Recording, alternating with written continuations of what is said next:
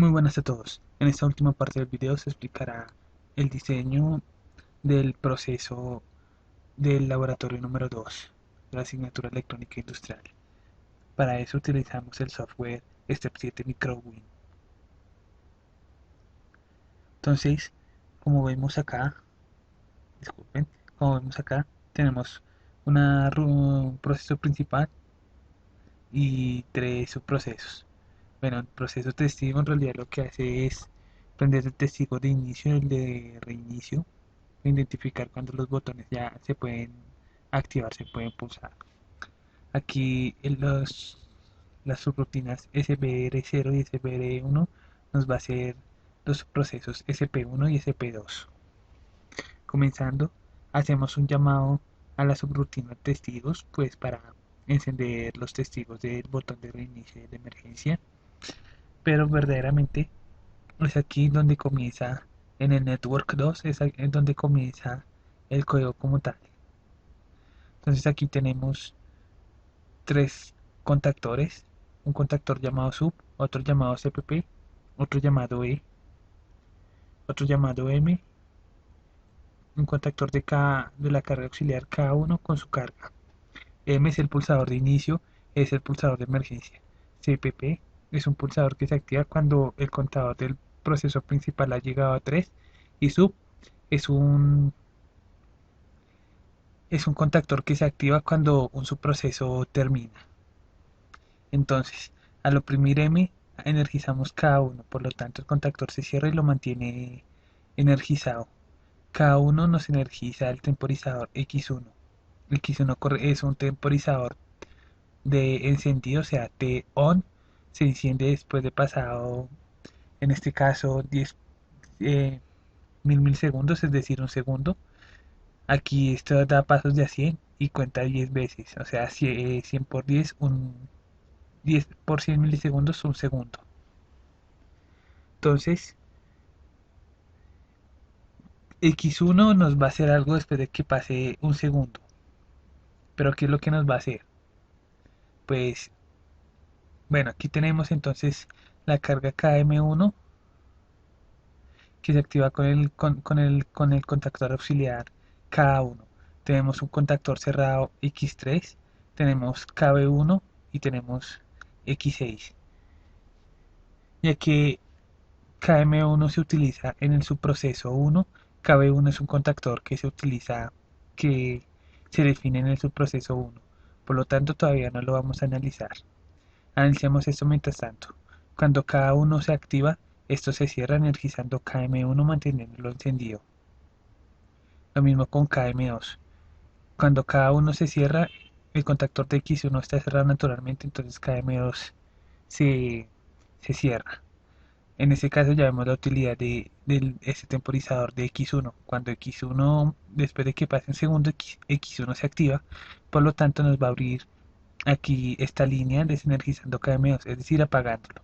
Tal como aparece en la carta de eventos que la KM1 y KM2 se inician, pero después de X1 KM2 se apaga. Entonces seguimos aquí con el temporizador X2 que se activa cuando X1 se ha activado. Este temporizador pues todos los temporizadores aquí son temporizadores TON, es decir, se activan después de que pase cierto tiempo. X2 lo que nos va a hacer es apagar la carga KM3. Aquí tenemos la definición de KM3. Se activa cuando el temporizador X1 se activa, por lo tanto se cierra este contactor y se energiza. Ya vimos que KM2 se apaga, pero aquí hace que KM3 se encienda. Aquí tenemos un contactor de X2 cerrado. Por lo tanto, cuando X2 se enciende, esto se apaga, esto se abre y desenergizando KM3. Ahora explicando aquí con KM2, pues, pues bueno, primero esta parte. Cuando X2 se activa, es decir, ha pasado el tiempo X2, aquí se cierra activando el temporizador X3. Ahora bien, como vemos aquí arriba de nuevo en KM1, aquí vemos X3. efectivamente cuando el evento llega a X3, es decir, cuando X3 se activa, en la carta de eventos KM1 se apaga. Igualmente KM3 se apaga. KM3 no, discúlpenme, es KM2. Aquí vemos. Con el temporizador X2 aquí se volvió a cerrar, por lo tanto volvió a energizar KM2.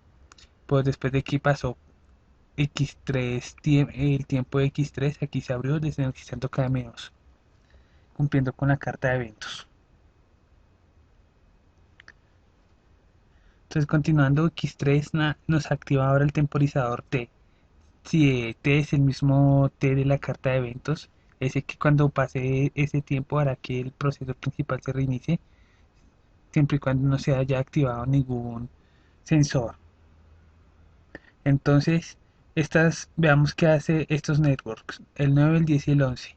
Estos circuitos lo que hace es, permite que la carga KM4 parpadee.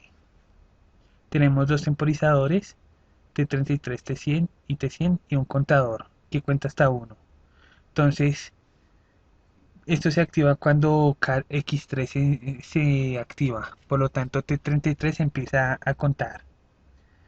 Después de que hace el conteo, T33 se activa, por lo tanto cerrándonos este contactor, energizando el contador, provocando entonces que el contador cuente un 1. Al contar un 1, se activa, pues porque el máximo conteo es 1, este es un contador ascendente. Al contar un 1, aquí se cierra energizándonos ahora T100. Vemos que cuando el contador tiene su máximo valor, es decir, el conteo ha llegado a 1, aquí vemos esto se cierra, energizándonos la carga K4. Entonces, mientras la carga K4 está energizada, T100 empieza a contar. Cuando llega a su máximo valor, T100 se activa. Al activarnos T100, provoca el reinicio del contador. Al provocar el reinicio del contador, aquí, este contador esta carga del contactor del contador está cerrado. Cuando el contador se activó, esto se abrió desenergizando T33. Cuando T100 se activó y reinició el contador, este O se volvió a cerrar, por lo tanto volvió a activar T33, provocando así un bucle. De nuevo, aquí tenemos entonces contactores auxiliares KB1 y KB2. Pues obviamente cuando se activan los subprocesos, KM4 se apaga. Esto es lo que hace.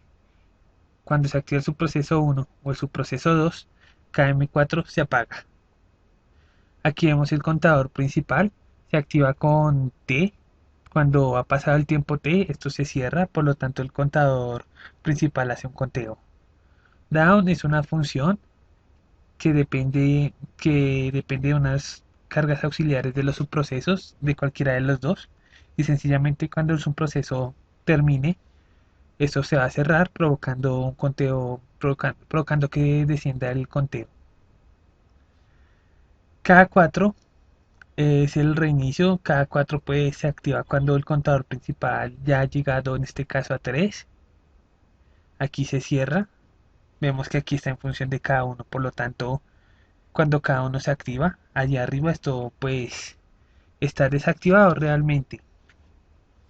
El problema es que como vimos más arriba, aquí, aquí tenemos el contactor del contador principal, está cerrado. Cuando el contador principal llega a 3 y se activa, esto se abre, desenergiza cada uno.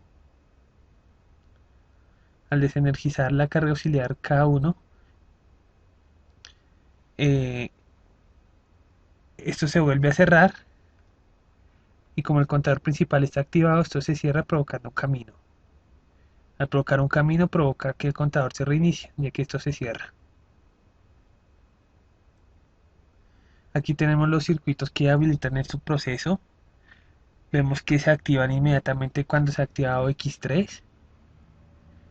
Aquí este Q17, si como recordarán, Q17 es el testigo del subproceso 2. Esto pues lo que hace es, ya que se habilita el subproceso 1, Cuando el subproceso 2 ha contado 3 veces, el subproceso uno tiene que continuar automáticamente sin esperar a que se active su correspondiente sensor. Eso es prácticamente lo que hace.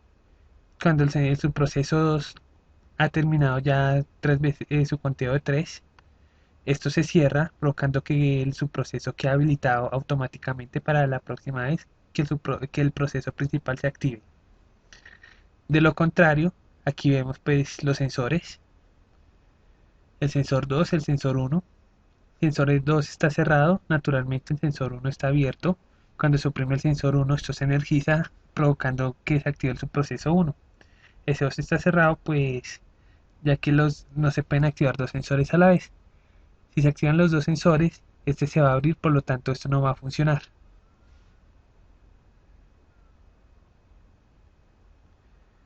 Aquí tenemos, como ven, aquí tenemos la carga KB1 que es la que se activa con el subproceso 1, como vimos arriba. Esto se activa dependiendo de la carga cada 5, es decir, cuando se activa el subproceso cada 5 se cierra, provocando que eso se energice. Al desenergizarse, pues aquí se cierra, por lo tanto mantiene esto cerrado. ¿Qué es KB2? Pues si KB1 corresponde al subproceso 1, KB2 corresponde al subproceso 2. Cuando el subproceso 2 está activado, esto se abre para evitar que el subproceso 1 se active al mismo tiempo, paralelamente. Y eso combinado con que los sensores no se pueden activar simultáneamente provoca una protección contra que evita que los dos subprocesos se activen simultáneamente. Aquí tenemos el mismo circuito, pero ahora para el subproceso 2 con la carga auxiliar K6. Vemos que ahora el sensor 2 está abierto, el sensor 1 está cerrado y tenemos Q16 que es el testigo de fin de proceso del subproceso 1. Hace lo mismo que los que expliqué pero cuando estaba para cuando hace lo mismo que expliqué pero para el subproceso 2. Lo anterior era para el subproceso 1. Hace exactamente lo mismo. Aquí tenemos sub, si recordarán arriba, tenemos sub en esta parte, volviendo a bajar. Pues cuando cabe uno, cabe dos, es decir, cuando algunos de los subprocesos se activan, sub se activan desactivándonos el pulsador de inicio. Y por lo tanto cada uno, al desactivar cada uno, nos desenergiza cada uno de los temporizadores X1, X2, X3 y T. Con T desenergizado evita que se vuelva a reiniciar automáticamente el proceso principal. Y aquí como vemos, KB1 hace el llamado a la subrutina 0, que es la subrutina del proceso principal, y KB2 al llamado al subproceso 2. KB3 y KB4 son contactores de unas cargas que se activan en la correspondiente subrutina. Es decir, para el subproceso 1 se va a activar KB3 y para el subproceso 4 se va a activar KB4. Subproceso 2 que digo se va a activar KB4. Y pues sencillamente esos son cargas que se activan al final de su proceso y lo que nos permite es desactivar el principio, o sea, nos permite eso, no, no nos aquí nos permite hacer un conteo descendente del contador principal. Esa es su única función. Bueno, tiene más funciones realmente. Ya que cuando en su proceso 1 termine y se activa KB3, va a ser ahora el conteo del contador de su proceso 1. Cuando su proceso 1 llegue a 3 va a reiniciarse automáticamente con este contactor de acá. Lo mismo para el subproceso 2 con KB4 haciendo el conteo ascendente y el subproceso 2 con el reiniciando. Y algo que se me olvidó decirles si es que mientras los contadores de los subprocesos son contadores ascendentes, el contador principal es un contador ascendente descendente. Continuando acá, esto es lo que hace es encendernos el testigo de error el contador principal ha llegado a 3, pues se enciende como vemos y este contactor se cierra, por lo tanto manteniendo el testigo encendido aún después de que se ha terminado el proceso. Y solo se reinicia cuando se activa cada uno. O sea, al oprimir el pulsador de inicio, cada uno se vuelve a energizar abriendo esto y apagándonos pues Q07. Y además de que el contador principal también se ha reiniciado, por lo tanto esto se vuelve a abrir. Aquí tenemos la, el circuito para activar el testigo del subproceso 1, de que el subproceso ha alcanzado su máximo nivel. Lo mismo para el subproceso 2. Y aquí lo que nos hace es sencillamente cuando ambos subprocesos ya han alcanzado su máximo nivel, es decir, han encendido sus correspondientes testigos, con cada uno aquí, lo que va a provocar es que se reinicien con estos resets. Va a colocar los testigos en cero cuando cada uno se active, es decir, cuando se oprima el pulsador de inicio, se van a reiniciar estos testigos, se van a apagar. Aquí pues lo mismo no me acuerdo bien qué hace esto. Q01.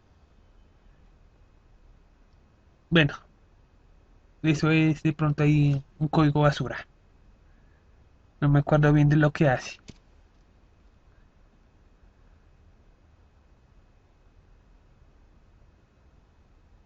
Ah, ya recordé. Claro, claro.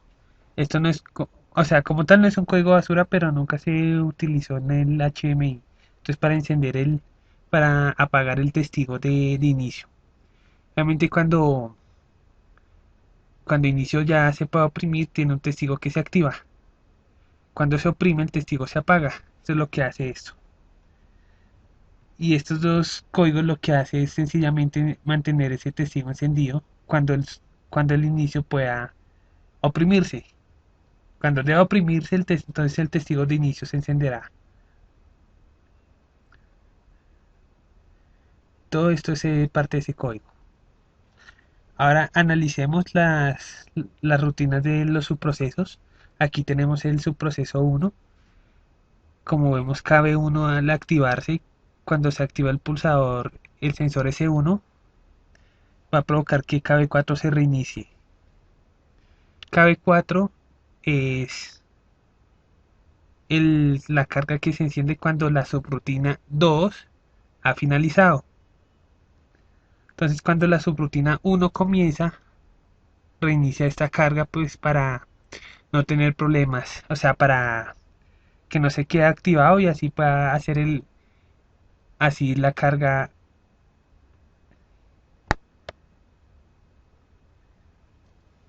O sea, ya les explico.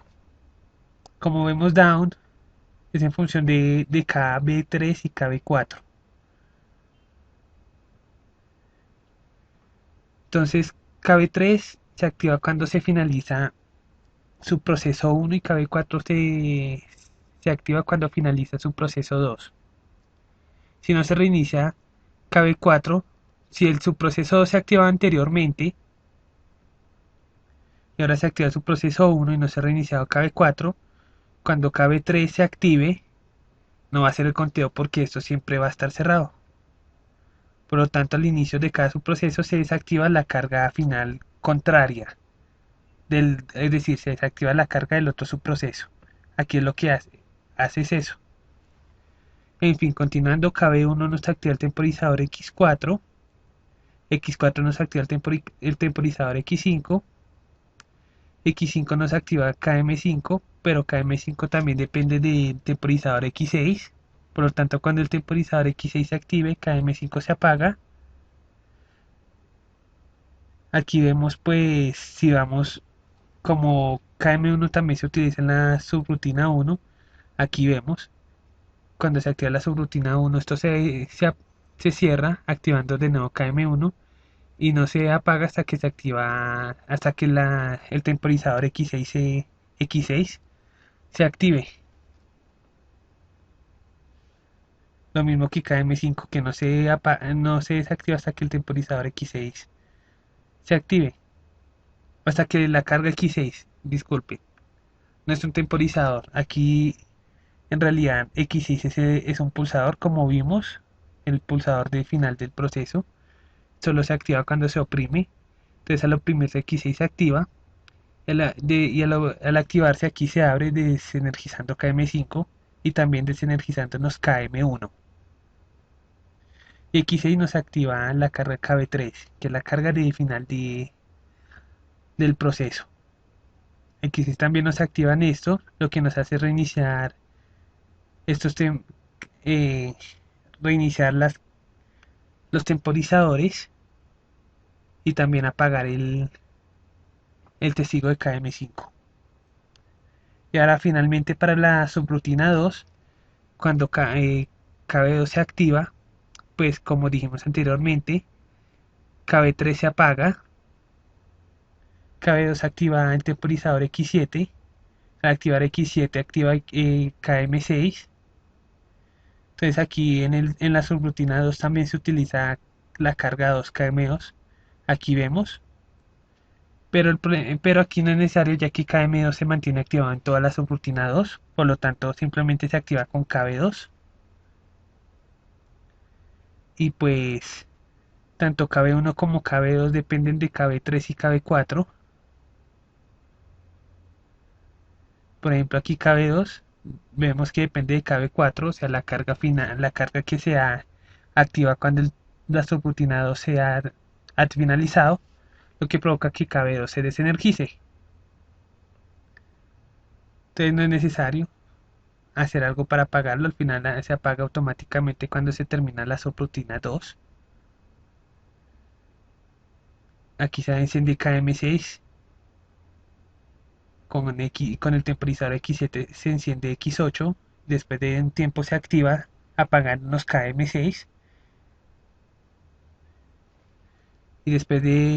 y luego X9, el evento X9 se activa con otro interruptor, con el interruptor de final de proceso. Al hacerlo pues nos activa KB4 y nos reinicia de nuevo las cargas KM6, K7, K8 y K9.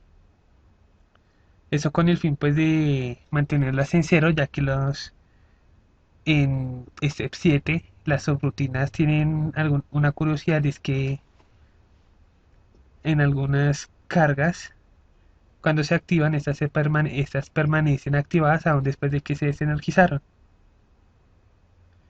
Y bien, con esto fue la explicación del funcionamiento del laboratorio número 2.